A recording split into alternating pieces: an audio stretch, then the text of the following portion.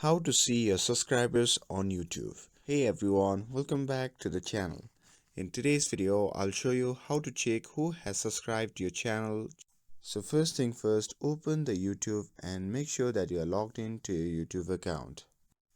And from there, you can simply see the profile icon in the top right corner. So simply click on that.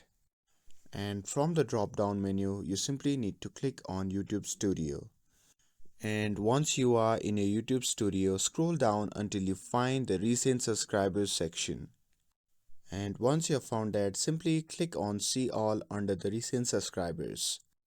And here you will see all your subscribers on your YouTube. You can filter your subscribers based on date subscribe and subscribers count.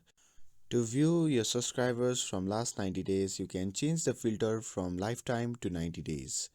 And YouTube only displays subscribers who have made their subscription public. Private subscribers won't be visible in the list. And that's how you can see your subscribers on YouTube. With this, if you found this video helpful, then don't forget to like, share and subscribe to get updated for more videos. Thanks for watching and I'll see you in the next video.